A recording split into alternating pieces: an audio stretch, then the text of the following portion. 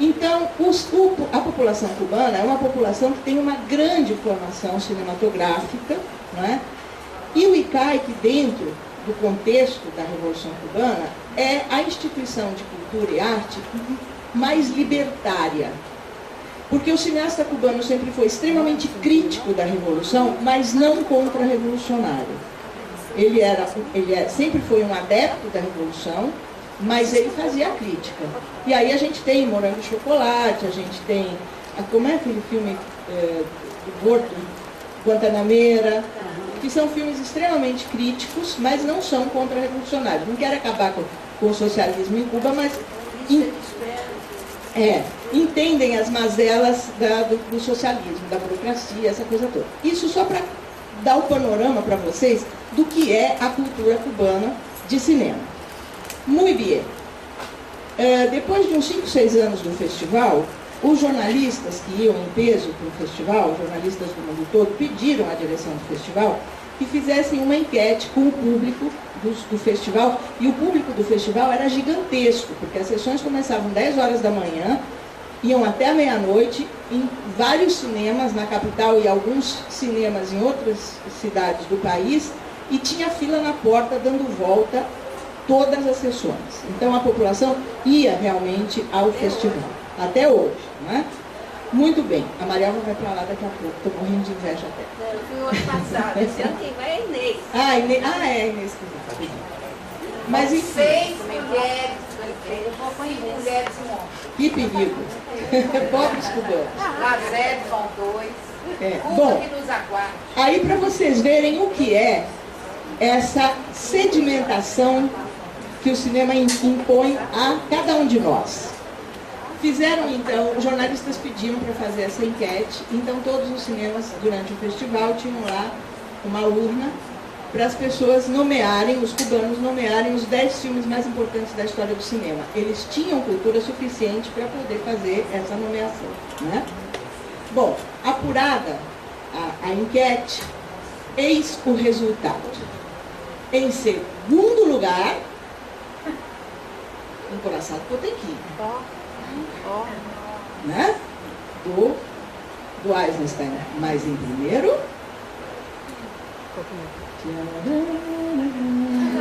E o vento levou. Não tem para ninguém. Nenhum socialismo tira o charme de Scarlett O'Hara e como é o nome do personagem do Red Butler, tá? Não tem. Então, nem toda a ideologia enterrada, né, em cada cubano deixou de lado o charme, a tensão, a maravilha que é esse filme, né? A narrativa toda, a saga, a luta.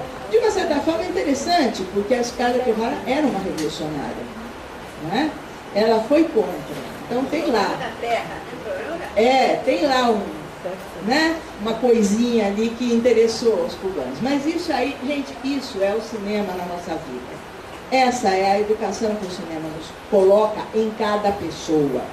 E se nós queremos trabalhar pedagogicamente com o cinema, a gente tem que partir disso.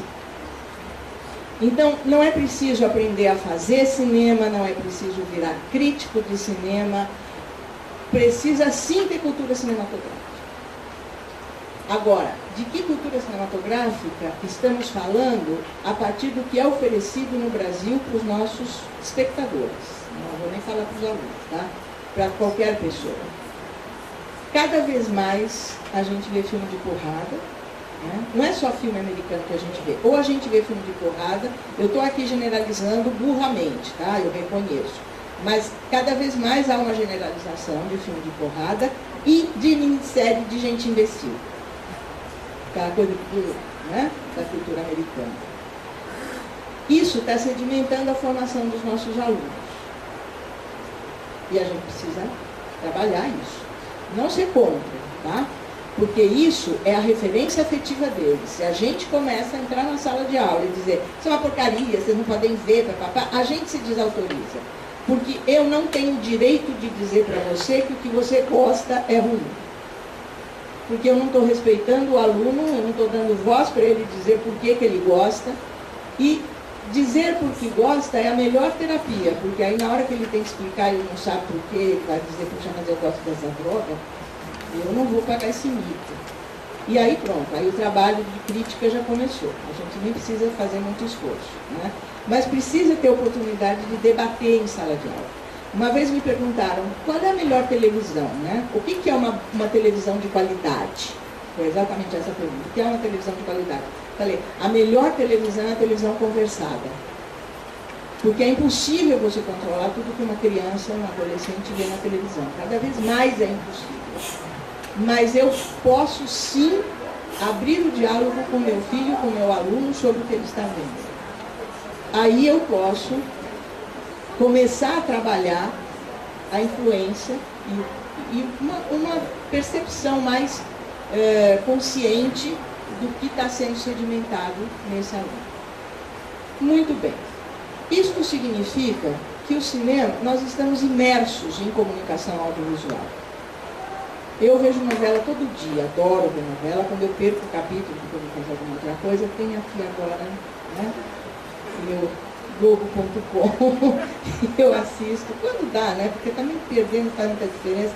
Eu não sou fanática, mas eu assisto sempre porque tem é um momento terapêutico na minha vida. Desconectar da correria do dia, jantar calminha, vendo novela, me alienando, né? No bom sentido, e aí depois conseguir deitar e dormir menos acelerada, né? Porque eu tenho que ficar a 200 por hora o dia inteiro para a quantidade de coisas que eu faço. Então eu sei exatamente o papel que a novela tem na minha vida, mas ao mesmo tempo eu também estou trabalhando. Porque eu gosto de trabalhar com novela, quando eu vou fazer palestra para professor, por exemplo, eu sempre trabalho. Eu, dinossauro uspiana, como já fui chamada uma vez, as pessoas me chamaram assim, mas não sabiam que estavam me falando comigo, tá? Foi sem querer, não fiquei sentida. Mas dinossauro da USP, as pessoas já ficam, ai meu Deus, né? Ela vai falar coisa que eu não vou entender nada. Aí eu já começo dizendo assim, olha, adoro novela, tá? Aí já quebra, o dinossauro já muda de figura, né? Já se vê o dinossauro não como como é o Hitchcock lá, um velho sem vergonha, né? Mas como uma pessoa, ai que fofa, ela gosta de novela, ai meu Deus, né? Um ser normal, né? Então eu já entro falando isso e tal, porque daí vem a conversa, daí vem o diálogo. Então, no cinema, no meu entendimento, o audiovisual, a comunicação audiovisual, o conhecimento que a gente constrói a partir do contato, da imersão no audiovisual que nós temos, que a criança tem, já chega na escola com isso, que o adolescente tem, é a partir deste reconhecimento que a gente tem que começar a ter metodologias de trabalho com audiovisual no ambiente escolar. Né? E aí eu vou entrar, a pedido da nossa companheira Inês, porque senão depois ela me morde se eu não fizer isso, mas eu também quero fazer, na lei do nosso querido Cristóvão Buarque. Né? Eu estava revendo hoje, desde que essa lei saiu, eu estou xereteando ela, né? Então, imagina só como as coisas demoram no Brasil, né? A lei do Cristóvão, que na realidade não é uma lei, mas um acréscimo à lei de diretrizes e bases, né? Então, o parágrafo 7º do artigo 26 da lei de diretrizes e bases diz somente isso, estabelece as diretrizes e bases da educação nacional, aliás, estabelece nas diretrizes e bases da educação nacional a obrigação de exibir filmes de produção nacional nas escolas de educação básica. Este é simplesmente o texto do Cristóvão. Aqui eu já começo a discutir o próprio texto. Obrigar a exibição de filmes. Já acho isso pesado, mas lei é lei, né? Às vezes pega, às vezes não pega, mas ela precisa te fazer respeitar, dizendo que é obrigatório. Na época que ele soltou esta frase legal, né, que eu li de abobrinha nos jornais a respeito, os jornalistas todos caindo de pau, dizendo que era um absurdo, que era reduzir a qualidade da educação brasileira, ó céus. Enfim, gente que não sabia nem de onde tinha partido o tiro e já querendo matar sei lá quem, né? E muitos dizendo, isso aí é porque os filmes brasileiros são uma porcaria, o cineasta faz filme e agora, como ele não consegue ter público, ele quer vender para o governo para ganhar dinheiro. Então eu li esse tipo de absurdo na época. Muito bem. Isto, gente, começou em 1908, que a primeira vez que saiu a proposta de lei, né, 185/2008, foi nessa época. Depois, em 2010, ela foi retomada, virou o PL 7507 em 2010, mas só em 2013, eu tinha num outro equipamento que eu não preciso resgatar, eu não sei onde foi parar, mas eu tinha separado os primeiros pareceres. Teve um primeiro parecer, aí já em 2010, teve um primeiro parecer contrário de uma deputada que na época eu acho que era do DEM, inclusive, e que depois ela conversou com o Cristóvão Buarque e ela só retirou uma palavra do parecer negativo dela e virou um parecer positivo. Aí foi para a Comissão de Justiça, para a Comissão de Educação e Cultura, né? E em 2010 em 2013, conseguiu obter um parecer do deputado Vicente Cândido, né?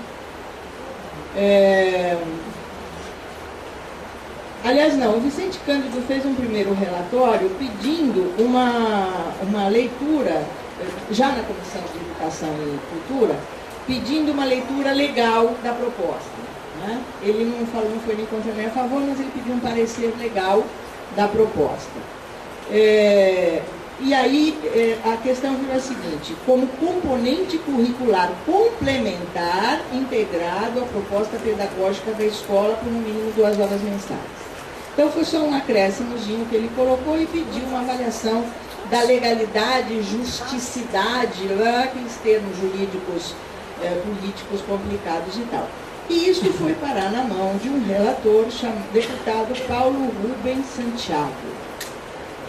E aí o bicho pega. O que aconteceu, antes de eu dizer como é que o bicho pegou?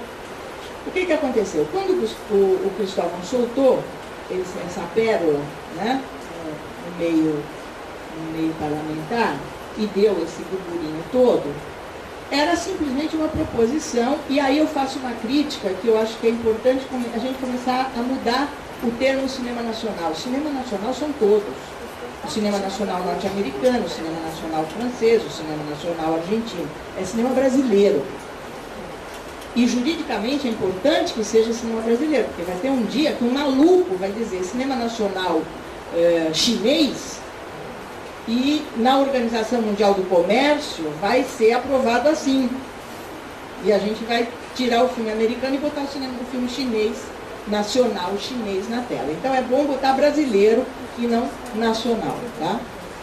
Mas a lei fala cinema nacional. Então isso é um problema sério, né? Componente curricular complementar integrado à proposta pedagógica já é um pouco mais do que o Cristóvão Buarque propôs.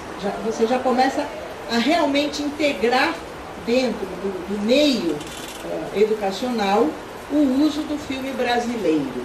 Tá? Mas não diz ainda de que filme, não diz de que maneira. Uma das coisas que se falou muito em 2010, 2011, 2012 era a criação de cineclubes dentro das escolas. Então o cineclube podia cumprir essas 2 horas mensais de filme nacional, de filme brasileiro e tal. Quando a gente discutia isso, várias vezes eu discuti isso em palestra, em aula e tal, eu disse assim, mas você pode cumprir as 2 horas mensais com curtas? Para isso você tem o Porta-Curtas, o Curta Agora, esses vários sites que tem curtas brasileiros, que você acessa pela internet, que você projeta numa aula. Numa sala de aula que tenha equipamento, você usa sem problema, você não tem que ficar indo atrás. Depois se criou a Programadora Brasil, que é um tipo de material para a sala de aula, para a escola, etc.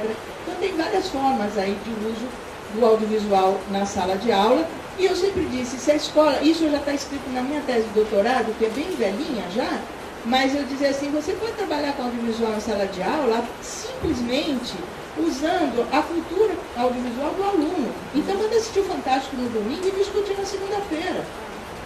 Manda ver novela, a família vai achar esquisito que o filho vai ver novela porque a professora mandou. Mas pode, é uma forma de trabalhar audiovisual dentro da escola, não tem por que não fazer, né? Só uma historinha a mais também. Uma vez eu fui a Portugal e uma professora da Universidade de Coimbra me levou para conhecer Sintra, né? E no fim da tarde, a gente pegamos o carro dela e fomos buscar a filha dela e umas duas amiguinhas que tinham ficado estudando na casa de uma das amigas. E eu estava no carro, depois ela ia me deixar na estação para eu voltar para Lisboa, aí ela falou para as meninas, essa senhora professora é brasileira, ela está vindo aqui, veio fazer uma palestra na universidade. Ai, você é brasileira? Você assiste Malhação? A gente é louca por Malhação. Eu não assisto Malhação, nessa hora eu não estou em casa, né? Eu estou trabalhando. Então eu não podia discutir Malhação com as meninas, mas elas eram absolutamente alucinadas por Malhação. Elas sabiam tudo, conheciam todos os personagens, viviam Malhação, literalmente viviam Malhação, lá em Portugal. Tá? Então, né, a TV brasileira tem um papel hollywoodiano em alguns lugares do mundo. Tem mesmo, tá? Fortemente. Muito bem. Aí, voltando à questão da lei, o relator Paulo Rubens Santiago faz uma avaliação de que esse texto do Cristóvão Buarque, com isso que o Vicente Cândido agregou em 2013, já existia na legislação. Porque isso já estava integrado no conteúdo preparatório da disciplina arte. Então, o substitutivo propõe ampliar o entendimento da disciplina artes, incluindo artes cênicas, artes visuais e audiovisuais, patrimônio artístico, arquitetônico e cultural. Que leitura a gente pode fazer desse substitutivo dentro do espírito inicial que se pode entender do texto do Cristóvão Buarque? Colocou o cinema, ou melhor, colocou o debate sobre a cultura audiovisual no gueto das artes. E a gente sabe onde que foi parar o gueto das artes quando começaram a limpar a educação artística da Lei de Diretrizes e Bases da Educação. Ninguém põe ver televisão no gueto da educação doméstica, muito ao contrário. Então, nós não podemos colocar o audiovisual, o estudo do audiovisual, da linguagem, da estética, da leitura crítica, no gueto das artes. Eu não tenho absolutamente nada óbvio contra o gueto das artes, mas a gente sabe que ela é guetificada no contexto da formação geral da educação básica, secundária e universitária no Brasil. Lá na USP nós tivemos um reitor que uma vez chamado a atenção no sentido de você precisa conversar com esse pessoal da comunicação, você precisa conversar, e não era nem da escola de comunicações, era do setor de comunicação da universidade, que tinha o jornal, a rádio, a televisão, etc. e tal. Você precisa falar com eles, tem a TV USP, tem não sei o que. Ai, esse povo de comunicação, de arte, tudo já. Um reitor, tá? Da USP. Então é aí que eu quero dizer, colocar no ponto. Né? Então, gente, a briga nem começou, tá?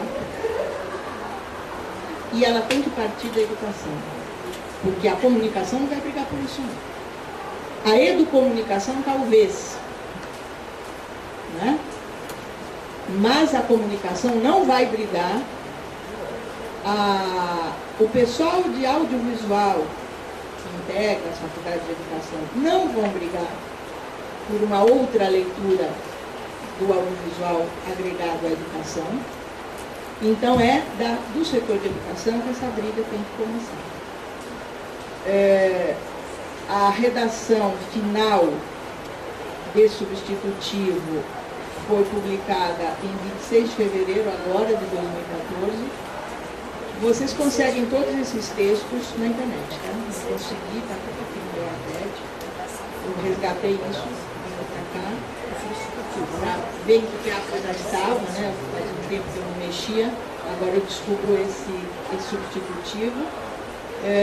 Não deu tempo de ler a redação final até eu chegar aqui, mas vale a pena dar uma olhada e ver o que significa esta redução aos estudos de audiovisual na área de artes. Eu acho que pode ser um ponto de partida, mas não pode ser um lugar de colocação por simples.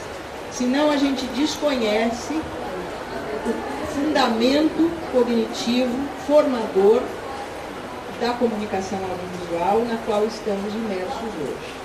Hoje, ninguém mais é apenas espectador. As novas gerações são usuárias do audiovisual. O que eu quero dizer com usuário? É aquele indivíduo que vê, que produz, que coloca na rede, que recebe likes, não é? Ou não likes, que vira celebridade instantânea porque botou um vídeo no YouTube, que descobre que pode virar profissional disso, né? Que consegue filmar com o celular e mandar para passar no telejornal das 8, na Globo.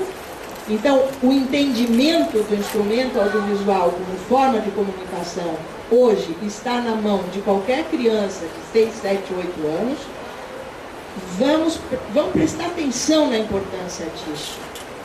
Agora parece que diminuiu, ou pelo menos a mídia parou de falar. As brigas na porta das escolas. Elas são audiovisuais, gente. Elas são a reprodução do filme que passa na sessão da segunda-feira. Uma vez me chamou a atenção uma briga que eu vi, eu em geral abro esses links para ver, por uma curiosidade profissional mesmo. Eu quero ver o que está sendo mostrado. Eu vi uma coisa que teve uma repercussão grande no jornal, isso já faz uns 4, 5 anos. Duas meninas de colegial, aliás, não, acho que de fim de primeiro grau, 6ª, 7ª série, que tinham brigado dentro da sala de aula. As duas meninas eram muito amigas, há muitos anos, e tinham se pegado de tapa, de porrada, de jogar no chão, de arrancar cabelo, dentro da sala de aula. Isso, óbvio, estava no YouTube, né? Assim que acabou, foi postado. Aí eu cliquei para assistir. Na hora que eu assisti, aquilo para mim era claramente uma coreografia. Elas não estavam brigando de verdade. Aquilo transformou as duas em celebridades instantâneas. Né? Evidentemente, aquilo tinha sido combinado por elas. E elas atuaram muito bem. Então, é muito sério isso, gente. E, recentemente, teve um conflito também grande aí, que a mídia andou falando, pelo menos em São Paulo. Estava tendo um problema seríssimo de briga na porta das escolas, né? E algumas vezes coisas feias, as pessoas saindo realmente muito feridas, né, e tal, papapá. E era sempre a mesma ladainha. Os moleques saíam de dentro da sala de aula, podiam ser 2 meninos, podiam ser 2 meninas, indiferente aí o gênero, né? Ficava todo mundo em volta com o celular filmando e dali a 2 minutos estava postado no YouTube. E ninguém interferia para separar a briga. Aí começou a haver um questionamento, né? Os primeiros questionados foram os diretores das escolas. E aí o que os diretores das escolas disseram? Não podemos interferir porque isso acontece na rua. E a nossa intervenção legal só pode se dar dentro dos muros da escola. Aí foram para a polícia. Aí a polícia falou, mas a guarda escolar. Uma ficção, vamos combinar. Né? O roteiro da guarda escolar está escrito na lei. Agora, quanto a acontecer de verdade, não acontece. Então, por que a briga é tratada, né, combinada pela internet, e por que ninguém aparta a briga, mas todo mundo filma? Isso é audiovisual na veia. Isso é sedimentação da cultura da porrada. Isso é exercício adolescente de limite, de apanhar e bater. Todo moleque tem esse pedaço. Antigamente as meninas não tinham, agora também tem. Igualdade de gêneros é um fato neste momento, né? Então, essas coisas todas são pistas para a gente entender o papel do audiovisual hoje na formação do indivíduo, do ser humano, da criança, do adolescente. E o docente tem que interferir nisso, interferir no sentido de reconhecer que existe e isto é instrumento de trabalho em sala de aula. Agora, não pode ser um instrumento de trabalho só do ponto de vista da estética, da crítica, da aprendizagem da linguagem. Tem que ser um conhecimento de o que o audiovisual está formando na cabeça dessa garotada. Vai mais além da questão estética, vai mais além da questão da cultura cinematográfica, audiovisual, novelesca, seja lá o que for. E quando a lei abre o espaço de retificação, ela é um perigo. Porque aí só o professor de arte vai ter direito de falar de cinema. E não pode ser assim. A gente tem que fazer todos os professores aprenderem a trabalhar o audiovisual nas suas aulas, nas suas especialidades, e de onde o professor vai partir para criar a sua metodologia, da sua própria experiência de espectador. Aí não é tão complicado. Então, eu quero deixar todos esses problemas na cabeça de vocês e depois a gente conversa.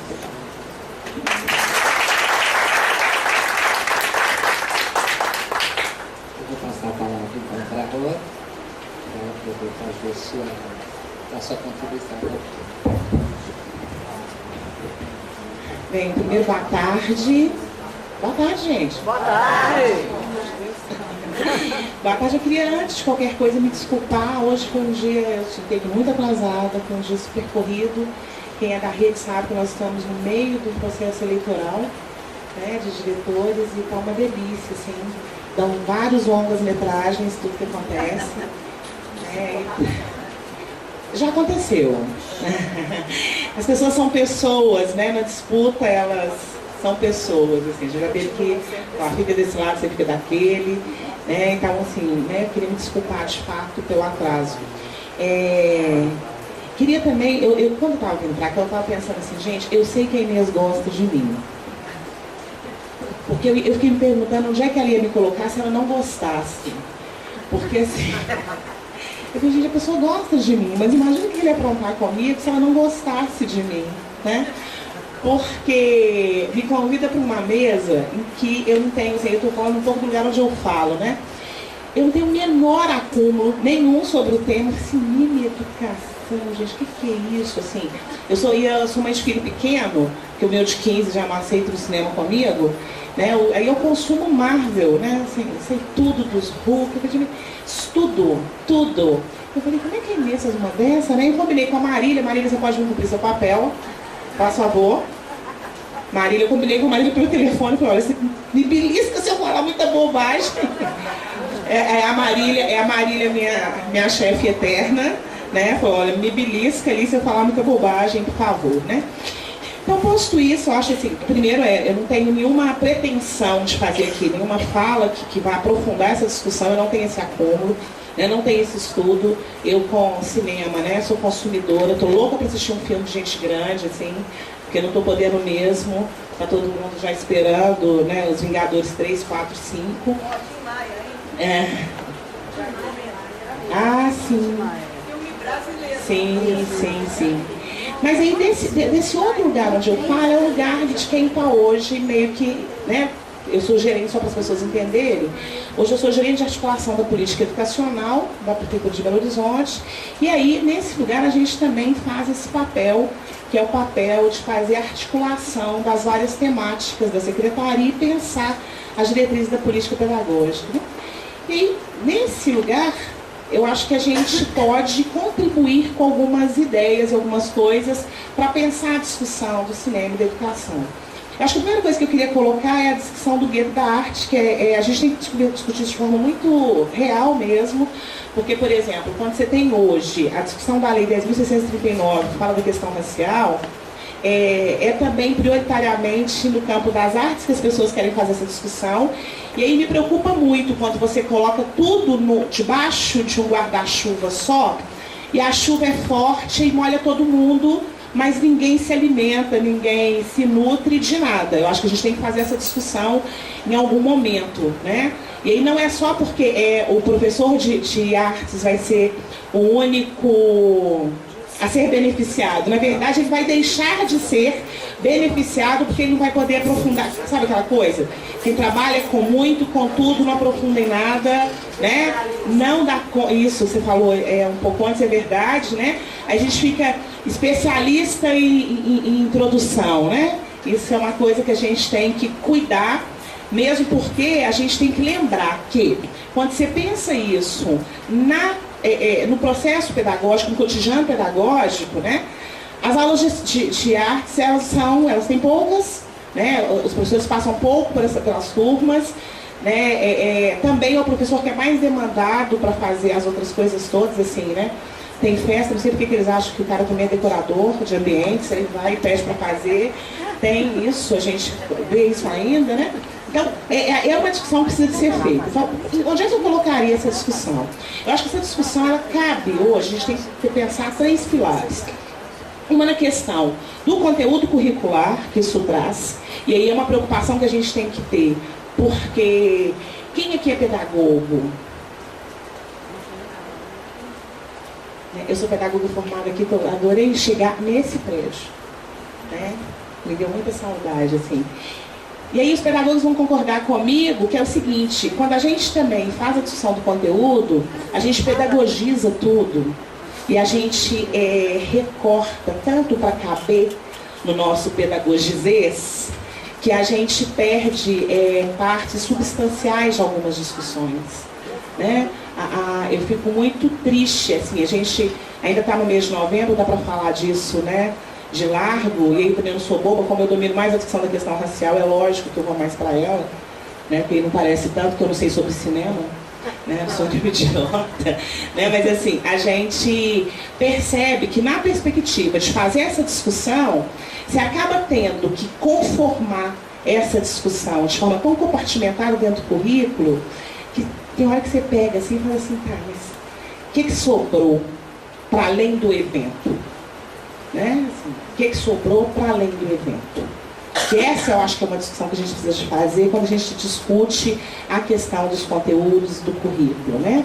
Para além do que é a lista de conteúdos, para além do que é o evento, para além do que é né? Assim, comemorar o Dia do Cinema Nacional Brasileiro, que eu já aprendi, que eu aprendo rápido. Para além do que é isso, o que mais que fica? Eu acho que uma questão que a gente precisa fazer é um desafio que precisa ser enfrentado. Né? E tem uma turma aí fazendo LASEP, que tem uma contribuição fundamental para dar nisso, para ajudar essa rede a fazer essa conversa. Então, a primeira discussão do conteúdo. A segunda discussão, que tem a ver com a discussão do conteúdo, é a discussão da formação docente. Né? Nós já tivemos um tempo, e aí a Marília de Souza, puxa muito essa discussão, né? Só para vocês saberem, gente, nossa, já foi nossa gerente de... Eu tenho que falar, eu conto. Agora que eu conto mesmo, inclusive aquelas partes que você não quer. Aí eu... Já foi nossa gerente de política pedagógica e de formação, e aí minha chefe, e aí eu lembro de Marília falando muito em alguns momentos o seguinte, né? Por que a gente pensava o formato de formação de um jeito que o professor ele não queria nem ir. né? Porque era tão chato que a gente fazia, e a gente achava uma lei tão chata quando ela falava isso, mas depois eu vi o sentido disso, né? Porque também, como a gente compartimenta conhecimento e conteúdo, a gente pensa que a formação tem que ser na pílulazinha certa, do jeitinho certo, para caber na boquinha do sujeito, que é professor, que vai dar o conteúdinho na sala de aula para o ninho, que vai abrir a boquinha para pegar outro também conhecimentozinho. E a gente não consegue discutir o que é que fica na essência disso, né? Então, a discussão da formação de professores para essa temática, ela vai ter que fazer a gente acessar e nos desafiar a fazer coisas muito diferentes. Nós tentamos, uma época, fazer uma coisa que era um voucher, você lembra, Maria? Um voucher para professor ir para o cinema, né? Assim, em algum, lá no Cineclube, no Belas Artes, etc. Funcionou por um tempo, mas aí também eu não sei por que a gente não conseguiu continuar na época. Mas aí eu lembro também que teve uma vez que a gente parou com isso, porque aí não era também... O sujeito não podia ir só porque era bom. A gente tem essa mania, né? Não pode fazer só porque é bom, não. Tem sempre que ser para alguma coisa. Então, como era para alguma coisa, aí primeiro a gente falava assim, conversava para danar. É diferente do que você está falando que acontecia em Cuba, porque a gente conversava, o filme durava 1 hora, a gente falava 3 horas na cabeça do sujeito, entendeu? E quando ele estava dormindo já. Tem essa coisa da formação que a gente vai precisar de ver formas, formatos, conteúdos, intenções. E fazer uma coisa que na política pública é muito difícil para a gente fazer, que é dar um espaço real para o prazer, pelo prazer, para a gratuidade do prazer. Não tá, por que vai? Porque é bom, né? Só porque é bom. E que é coisa mais boa do que coisa boa? Por que é que o professor, no momento de formação dele, não pode apenas se deliciar? Né? Quem é que disse que isso também não traz uma conversa que não é extremamente formador, né? Então, acho que o outro pilar que a gente vai precisar de pensar é o pilar da formação. E um outro pilar que é fundamental, que aí eu nem coloco hierarquicamente qual é maior, qual é menor, mas um outro, que é de como é que você faz algumas coisas do conteúdo curricular da política pública. E quando eu falo disso, eu falo do quê? Eu falo da organização de tempos, espaços, e da organização de orçamentos para que as coisas aconteçam. Né? Então, assim, por que essa conversa é uma conversa de fundamental importância? Né? Porque tanto a formação, ela carece, uma formação mais bacana, ela carece de instrumentos e procedimentos mais bacanas, e isso custa, né? Quanto o material que você vai disponibilizar para o aluno merece ser uma coisa bacana também, e isso custa. E como a gente tem que olhar hoje para as práticas, eu estou falando na rede municipal, para as práticas que a gente tem, que a gente pode utilizar para potencializar isso. Né? Hoje eu não dou conta de discutir mais nada do que se refere a uma diretriz pedagógica e que vai inserir alguma coisa na educação, sem pensar nesses 3 pilares, dando um foco muito grande para o pilar do orçamento. Por quê? Porque, na verdade, ele é fundamental. No sentido de que ele é a mola propulsora, né? A gente tem hoje nós temos, né, verba vinculada. Essa verba, ela é uma verba que é para tudo na educação. O povo costuma brincar que, geralmente, nos municípios, eles acham que nós somos as primas ricas, né? Porque o orçamento é todo vinculado, assim, né? A gente tem orçamento vinculado. Só que ele é todo recortado. E aí, para fazer a discussão dentro da sala de aula, a gente tem que lembrar que você tem que ter uma discussão que é anterior, né, ou que é em outra instância, que é onde se gere a política pública de educação. Para que, efetivamente, quando você quiser em sala de aula, você tenha a condição e as pré-condições, os instrumentos necessários para fazer. Né? Nesse sentido, eu fico lembrando que hoje, se vocês chegarem para algumas pessoas e se me pegassem de forma muito mais assustada do que me pegaram, porque confesso que assusta, né? Tá aqui no meio de tanta gente bacana que está fazendo essas coisas legais de cinema. Eu fico pensando, se me perguntassem assim, tá bom, qual que é a contribuição, porque às vezes repórter faz isso com a gente, então, assim, qual que é a contribuição que a secretaria está dando para isso? Opa! Né? E eu ia responder para ele o seguinte: hoje nós temos o PAP na escola. Né? O PAP é o Plano de Ação Pedagógica, que as escolas fazem os projetos, e aí essas verbas são alocadas. e aí os meninos, né, usam para excursões, etc, etc, etc. E aí, no desafio de vir para cá, eu fui relembrar dos papos que a gente lê e aprova, né?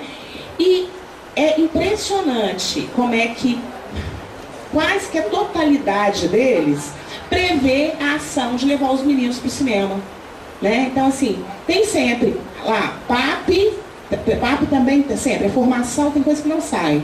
Mas a excursão para o cinema, a ida para o cinema está lá, né? E essa ida para o cinema, ela gerou outra coisa muito interessante nessa cidade. Alguns cinemas, que também o povo não é bobo, eles começaram a localizar que em um determinado período do ano as escolas fazem essa demanda e começaram a oferecer sessões exclusivas para os meninos. Naqueles horários, só que delícia, ele poder utilizar a sala de cinema segunda-feira de manhã, com público pagante garantido, não é uma delícia? Entendeu? E ainda pode pagar hora extra para a moça da pipoca, porque ela tem que ficar lá para servir os meninos, o refrigerante, né? E aí a gente pensa assim, nossa, que bacana, que bacana. É bacana mesmo? Não sei, porque uma coisa que eu falava antes, né? Para não parecer que isso é contraditório. Quando eu falo dessa coisa do bom porque é bom, né? Que é do gratuito, né? Ele só é bacana se ele for intencionalmente bom, intencionalmente gratuito. São coisas diferentes, né? O gratuito, ele tem que ser também intencional, né? Até para a pessoa poder explorar aquilo de todas as camadas que possa oferecer. Aí, oi? Impostos o quê? Esse gratuito que você está falando em termos econômicos ou em termos... Não entendi, não. Mas aí a gente conversa. Quando eu falo, então, disso, assim, será que é bacana mesmo? Hoje, se você me perguntar, falar, nós estamos todo mundo bem na fita, só falta os meninos, no lugar de assistir Hulk, né? E ele assistir, sei lá, os meninos são de... Você tem, porque na verdade é outro desafio que eu ia falar nele. Você ia assistir o menino de... Pode ser, mas assim, eu não vou levar os meninos de 5, 6 anos para assistir o menino no espelho. Né? Então, assim, qualquer outro, o menino maluquinho. A minha de 4 assistiu e adorou. Adorou. Ah, que bom, que bom. O meu filho tem uma mãe menos assim. Se tem uma mãe dele, só leva para assistir Hulk. A mãe do menino, o problema não é com o menino, entendeu? É com a progenitora dele. Capitão América, assim... O problema mas a progenitora falou aqui que ela é problemática, né? Que ela não tem, que não é nada dessas lapidações todas, né? Então, mas independente disso, quando eu falo citar exemplo, gente, eu não estou aqui, né, de forma alguma para, né, eu nem conheço, já falei de cara que não conhecia tanto, eu não posso falar bobagem tanto que eu quiser. Eu tenho que entender, será que é bacana mesmo? Porque na perspectiva do cumprimento da lei da obrigatoriedade, se eu mostro esse conjunto de meninos que vai tantas de vezes para o cinema em um determinado período do ano ou ao longo do ano, então, na verdade, a gente está cumprindo um papel. Mas está mesmo? Ou então, quando você pega a discussão da questão do audiovisual, e a gente tem muita coisa, né? Porque as escolas ganham muito, recebem muito, compram muito, né? Como é que isso, por estar lá, por estar disponível, de fato, traz para a gente a perspectiva da discussão pedagógica e aí o papel de fazer esse outro acessar esse outro campo das artes. Né? Eu acho que os desafios que a gente se coloca é esse. Né? Outro, mais ainda, é pensar isso. Como é que você pensa as várias abordagens para os vários públicos diferentes, que é um problema que a escola tem muitas vezes, né? A gente, como não se tem uma reflexão real, e aí não é por incompetência nem nada, eu acho que ninguém nos desafiou direito para fazer essa conversa, como não se pensou de fato qual que é o papel que essa cultura, essa obra de arte, como é que as coisas entram na escola, e aí entram para aquele consumo curricular, né, taxadinho que eu falei, a gente não dá conta de perceber muito, ou de fazer muita coisa, de forma que a gente desafie, aí sim também os produtores, né, a pensarem as coisas para as variadas faixas etárias, né? Então, nós tivemos uma experiência esse ano no FIT, só um pouquinho antes dela, nós fizemos uma pesquisa de consumo cultural na rede em 2010, com 3 mil crianças, da educação infantil, né, ao final do fundamental. E aí essa pesquisa provou para a gente que, na verdade, a escola tinha um papel fundamental nisso.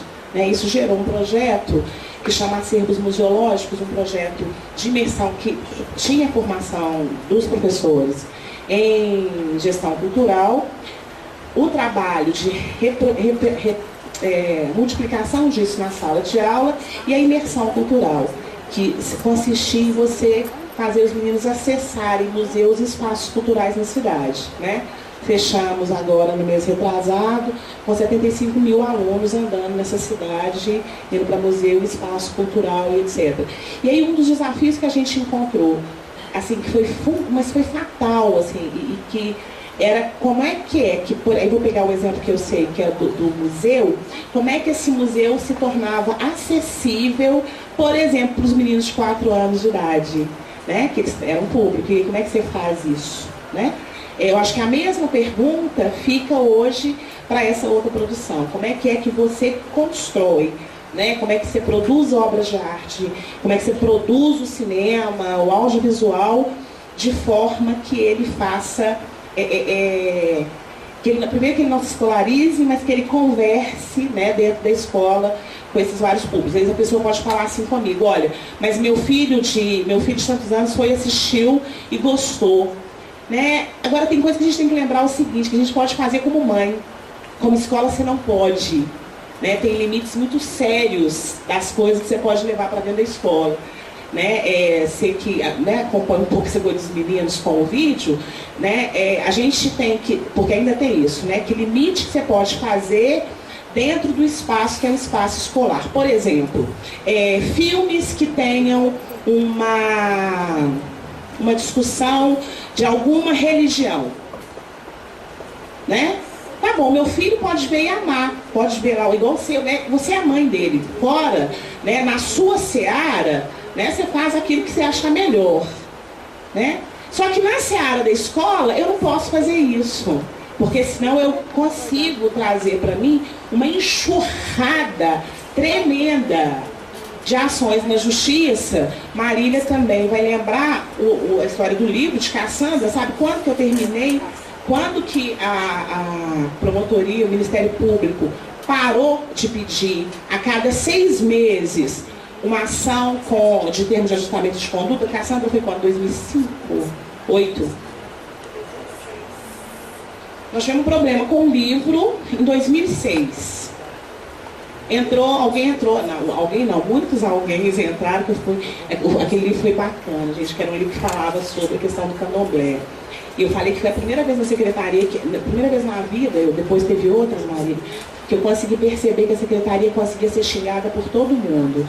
Foi muito bom. O pessoal das religiões de matriz africana xingava de um lado, o pessoal pentecostal, religioso, xingava de outro, os católicos xingavam também, e quem não tinha nada com isso xingava porque estava cansado de escutar a história. Foi a primeira vez que a gente formou uma unanimidade bacana, assim. E aí, não é verdade, foi interessantíssimo o negócio, né? Foi trash demais. E aí, isso acontece lá, né? E aí foi um livro comprado com dinheiro público, que foi enviado para as escolas com dinheiro público, entrava na justiça e a cada 6 meses se responde um termo de ajustamento de conduta em relação a isso, até a última vez que eu respondi foi agora no final de julho. Né? Espero que, eu estou esperando, claro que era a última, mas eu vou sentir até falta, porque era tanta... Eu já ficava esperando a data do negócio chegar, né? Porque chegava. Por que eu estou contando um exemplo desse que parece que não é um exemplo que tem a ver? Porque tem tudo a ver. Porque quando a gente discute as questões, a gente pode falar assim, olha, tem que pensar ações para discutir o cinema e a educação, para o filme brasileiro. Não falei que eu aprendi? Ir para lá, para a discussão das religiões, da cultura afro-brasileira, das discussões das ciganas, etc, etc, etc. Essas coisas, elas têm, quando elas tratam, né, do fazer a política pública com elas carecem de cuidados que a gente precisa de ter. Porque senão, olha, pensei que eu nem conseguia falar. Porque se a gente não tem esses cuidados, as nossas boas intenções morrem na mão dos promotores públicos, porque eles adoram mandar mandato de segurança para a gente cumprir. Né? Então, assim, isso é fundamental. Quando eu penso essa discussão, eu penso nesse panorama de coisas que a gente precisa de falar a respeito. E aí a última coisa, já que meu tempinho está acabando, é que estava falando com a Marília também, nós estamos num momento muito propício para fazer isso. Né? Nós temos que fazer acontecer e colocar para a cidade a discussão dos planos municipais de educação. Em Contagem também deve estar nessa lida, né? E o plano municipal de educação, ele traz uma coisa muito interessante, que ele não é um plano das secretarias, né? Ele é um plano para a cidade. Então é um momento que a gente também tem para fazer a cidade discutir questões que são interessantes, importantes e fundamentais. Ele tem lá todas as metas a serem cumpridas, onde vão dar todas as disputas necessárias, e ainda bem que é assim, porque os processos democráticos são construídos desta forma, né? Oxalá que assim permaneçam. E também é possível que a gente introduza outras tantas discussões, né? Quando eu penso em qualquer alteração que se propõe na LDB, qualquer obrigatoriedade que a LDB traz para a gente, eu acho que a instituição, né, dos fóruns que vão ser instituídos em função da discussão dos planos, são campos férteis para a gente fazer essa discussão. Né? Muitíssimo obrigada.